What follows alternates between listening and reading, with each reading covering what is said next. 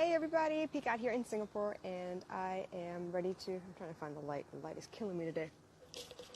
Maybe that's better. Okay. So I am actually excited because I have another young lady. I was scheduled yesterday, but I missed the appointment, but it's today. And her name is Katharine, and she is on the page SelfUnity. And I am excited to have her on here because she's going to talk to us a little bit spirituality and how she found her path and what she's doing to kind of share and teach as she goes along. Hey, Katharine. Hey, how are you? Good. How are you? I'm good. Thanks for having me on today. Of course. I'm so excited to have you on here, actually. So Me too. very quickly, where are you located? So I'm located in the U.S., in Nevada, Las Vegas. So, Okay. yeah. I Very said that cool. kind of backwards, but No, that's okay. What's yeah. it like out there? Is it kind of cold or is it nice? It's freezing right now, actually. Are you serious? Because I Yeah, so really we're in thought the that, desert. right, but I was kind of hoping it would keep warm for the most part. I know at nighttime it gets pretty cold out there. Yeah, at nighttime it gets colder, and then most people think it stays warm, but it's freezing right now. Oh my gosh, I'm sorry. I actually just moved here over the summer, so this is my Where are first you time from originally experiencing then? winter. Well, I'm a military brat, so I'm originally from Texas, but I kind of From all moved over. around. Yeah, so I Okay. moved around to different places. Yeah. Very cool. Very cool. So, how?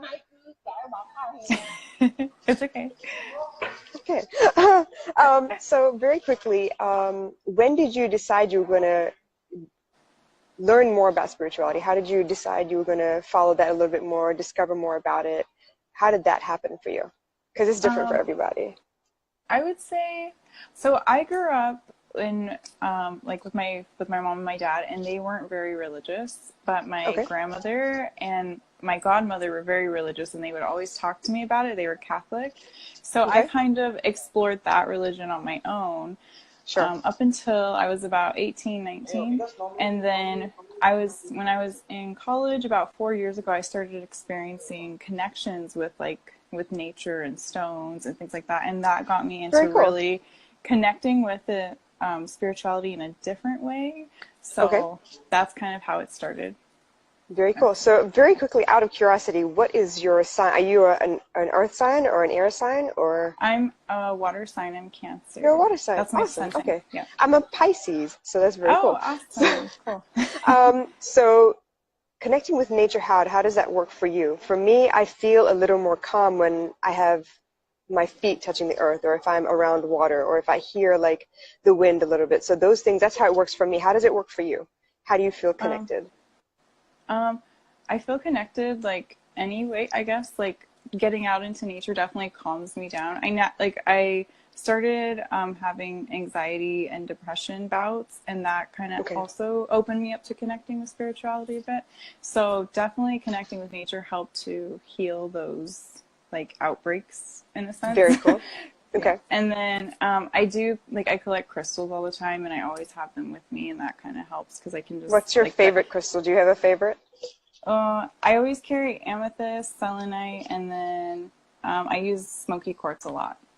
So, Very cool. yeah. I remember growing up, we used to look, but I would find quartz just, laying around because it's a part of the gravel that they use on driveways sometimes and stuff. So we'd pick out all the quartz. So that was just something, we didn't think anything of it. We were just doing what came naturally. Right. So nature, crystals, and then from there, how did you decide to learn more? Some people go crystals first. Some people decide that they want to learn more about religion and then spirituality that way. So what came next for you in your journey? I would say tarot definitely came next. Okay. After connecting with nature, I would say meditating came next, like really trying to get in tune with myself without those aids. But then tarot really opened it up to really connecting even deeper with myself, and then also with the world around me and other people. So very cool. So how did you come across tarot, I wonder? Because obviously we didn't have social media when we were younger, but how did you kind of come across that? How did it cross your path? I'm kind of blanking on how it came across actually. The first Sorry. time no, it's okay. The first time I actually ever had a tarot deck, we found one in our garage, I think, and it was cool. I think it was like one of my mom's old decks or something. And everyone felt kind of weird about it, but all of the kids, because I was really young, wanted to play with Yeah, it. And so we were of like, course. okay, let's do it. But it was really confusing at the time. We're like, we don't know how to do this. So that was my Right. first actual experience with it. Hmm. But I would say when I was in college, I just kind of found them, and I would always go to Barnes and Noble, the bookstore here. Yes. Yep. And I would always pass by them and see them. And then eventually they were just like calling to me. And then one of my friends ended up getting it for me because I would always talk about it. And so That's that so kind cool. of is how it started. Very cool. So little by little things, you kind of just follow your gut, basically. What draws you to something, what, seems to appear over and over again. So you kind of just follow that. Is that correct? Definitely. Yep. Like I Very feel cool. very in tune with my intuition, and I would say like spirit guides kind of lead the way, or the universe leads the way in a sense. Very cool. I'm actually really glad you said that because I think the biggest difficulty right now is to cut through all the noise of what everyone else thinks, what the news is telling you, what is tradition, and then really trust your gut, what's good for you. Right. I know everyone's really good about following fads like, this diet is in now, go get your whatever, and maybe Right. this fruit is the new superfruit, go find it, go eat it. So you're trying Right. to figure out like, okay, what do I do? This is what everyone else is saying is right, but I think it's more important for you to follow as a plane. Okay, that's okay. It's not thunder, I swear. It's just a plane. So That's okay. it's kind of hard to follow what's good for your body. Like for me, I found out the hard way that I'm lactose intolerant. I kept eating it, I kept enjoying it, and then I kind of felt sick afterwards. So I Oh had to yeah. figure that out. I can't really do pork anymore. It doesn't agree with me. So those are the things, like they will repeat themselves until you get the message, but a lot of us are really good at ignoring. Right. That makes sense. That is true. I actually, like, I would say because of my, like, having those bouts of anxiety and depression, I kind of was stuck in that mindset for so long that I was ignoring those calls. And Yeah. I was also kind of like listening to all the external people around me, and You like can't they help had a it. path for me. Yeah, like they Yeah. had a path for me and I was following that path. And then I came to that roadblock of like, well, am I going to choose their path or the one that's really calling to me? And so then I had to make that decision, and it's tough, but and you go through the challenges. Like I will fall and fall. Like I've fallen again and again, but I just always get back up and try to do it because I know that's what my heart's like pulling me to do. So Right, I and hope I that think makes sense. people really, no, it does, because I think people really Okay. need to understand, as much as we want to teach people and show people what we've learned, we are prone to our own old habits and old mistakes. We will Right. be doing great, and something somewhere out of the blue will come and happen, and we're like back to where we were once before, kind of trying to manage, forgetting that, hey, we do have all the skills, we just have to kind of slowly come out of it once again. So it's Right. constantly evolving and constantly repeating some of those lessons just to remember. And I kind of feel like that's a good thing. I don't know how you feel about this, but Yes. when we fall sometimes, it kind of helps us identify with our clients and the people we're helping as well, because we remember what it's like and we can Right. identify with them, help them connect with us as well. So as much as it sucks, it does help a little bit, I think. Right. Yes. Yeah, it definitely does. And it also teaches you like again and again and again, like you said, it reminds you like Yeah. where you came from and where you've been. So I would love for you to explain why you chose the name Self-Unity.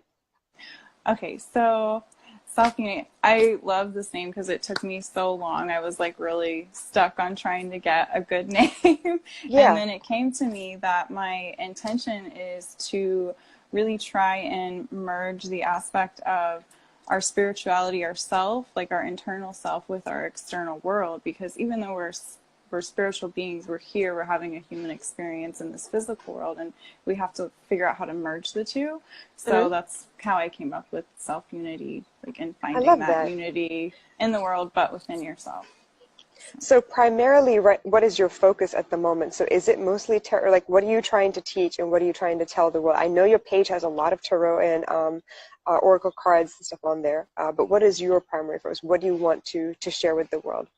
So right now, my primary focus is tarot and bringing that spiritual guidance to whoever needs it, whoever comes across it. But then I'm also introducing like crystal knowledge, and then I am going to be starting to share self-love knowledge. I've only done one article on that, but I'm going to start sharing self-love articles to help people find ways that they can create self-love in their everyday life, and like throughout the week as they're, because, you know, we get caught up in so much busyness and work. It's very important to bring those self-love activities like into Absolutely. play. So, yeah. So mostly, go ahead. No, sorry. Oh, so, and then I have another project that I'm trying to kind of curate right now. It's going to be sharing more about my personal journey and how I've gone through reaching a state of self-unity, you could say. So I'm trying to work on how to share that a little bit better with everybody. I'm excited about that actually, because I feel like there's so many aspects of that. Just, I mean, the few things that we talked about today, there were so many like levels of, okay, I did this, I mastered this a little bit, and then it drew me to look out for, you know, this next piece and learn a little bit more about that. So I feel like, you know, you could tell bits and pieces like through a blog or even through, you know, your own posts or quick videos, and people would really identify with that. People need to know that, you know, it comes to them in various forms, and you just kind of listen to your gut and keep following. So I think that'd be really great to hear your story in you know, in snippets. Thanks. Thank you. So I know you're on Facebook and you're also on Instagram. Which one are you more active on, would you say? So I'm definitely more active on Instagram. Usually I just, on my Facebook page, I'll just share whatever I post on Instagram. I haven't been like too specialized on there.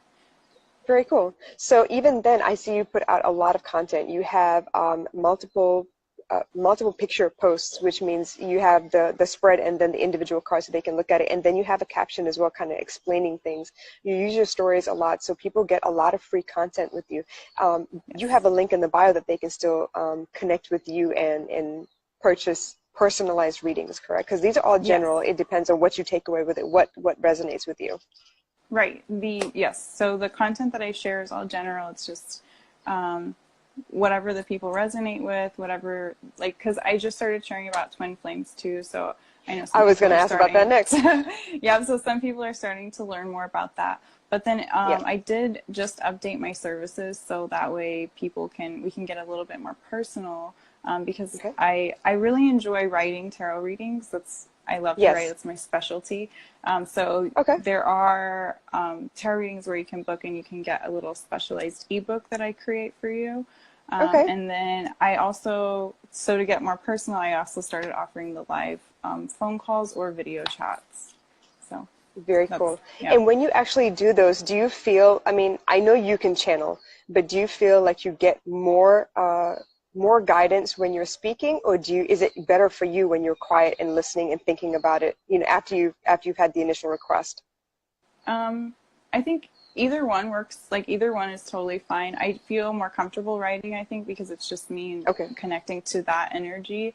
But whenever the person's there or when they're on the line, I can also, like, we can talk about it, and that's a little bit more confirming, and it can feel better for them too. So I'm actually excited that you offered the writing portion, because I feel like a lot of people, and you probably know this from experience, a lot of people when they call and talk to you, they feel one way when they talk to you and they feel good when they walk away, but then there's like no frame of reference to go back and look at it, whereas the written one, you can go back and read it and it may mean something different at the time, but at least you have a reference and you can go back and say, okay, this is what was pulled that day. I'm not remembering it incorrectly, or whatever the case may be. So that's kind of cool as well. I like that a lot. How did you come across the twin flame journey? Do you happen to be on your own twin flame journey as well? I am on my own twin flame journey. Very cool. I keep that a little bit private for his sake. That's fine. To be private. But I didn't know that I was on the twin flame journey. It was kind of interesting because I just like always felt this pull, but there was some conflict sometimes. So. But then I came across like some readers and some guidance about twin flames, and I was like, oh, this is me. I'm on that journey. And so very cool. I was a little hesitant to start doing readings for it because I just had never done that, and it was super specific, and I didn't know if people were interested in it or on that same path. But there's plenty that are interested. I kept filling the calls. So I was like, okay, I'll try it. And then once I connected, like, the twin flame energy is so different from connecting to that collective energy. So it's just so beautiful. And I really do enjoy doing that. How do you feel about the journey so far? Do you, like, I mean, there are so many schools of thought about twin flames. A lot of them are kind of scary, but I don't feel that way at all. I kind of feel like it's forcing you to face up to everything that you've hidden away. I like that. I like that it's a lot of, you know, dark work, like the shadow work, Right. to kind of heal yourself, and then it helps them heal themselves at the same time. That's kind of, it's hard to wrap your head around, but I like the concept. Right. I love it too. It's a healing journey. It's teaching. It's like, why sometimes like you're like wanting to just give up on it. I would like not give up, but just you're like, why do I have to go through this? But it's because you're healing Right. those aspects, and yeah. So if you could give us one piece of advice as far as spirituality, just discovering yourself a little bit, what was maybe like the biggest thing you've had to sort out for yourself? I would, in general? Do you mean in general? Yeah, Or in general. terms of Just, yeah, spirituality? in general. I mean, I think all of it kind of adds into the same thing. It's all one experience, but it's Yeah. how you kind of learn about everything, right? So what was maybe the hardest thing you had to accept or understand? I think like maybe overall of like the spirituality and like tarot and connecting with energy in itself, because a lot of the people that were around me, they thought it was weird, or they kind of like Yeah. they didn't understand it at the time. Mm-hmm. So it was really hard for me to just embrace that this is okay and this is what I'm meant to do. I would say that was like one of the biggest challenges, was So to follow your cutting path no out the matter what everyone around you is saying. Yes, Right. absolutely. Yes. And I think that works for everyone, for whether it's spirituality or if you're following a passion or if you're like obsessed with shoes and want to make shoes, like whatever the case may be. Yeah. Yeah. You've got to drown out the noise at some point. Yeah. So, you can find her on Instagram. You know a little bit about her. You know she offers oracle and tarot readings, written or on the phone. You also know that she's offering twin flame guidance as well. So whatever your case may be, please connect with her and find out if you both are a good fit, and hopefully you can get some great advice and guidance as well. So please follow SelfUnity on Instagram. Thank you so much for taking the time this evening. I hope you had fun. And whenever you have the next offering that you want to present to everyone, please let me know. I'd love to have you back on here. Okay. Thank you so much for having me. I really enjoyed Thank doing you. this. Thank you. I loved Appreciate it. Thank you. connecting with you. Thank you. Of course. You take care. You too. Bye. Bye.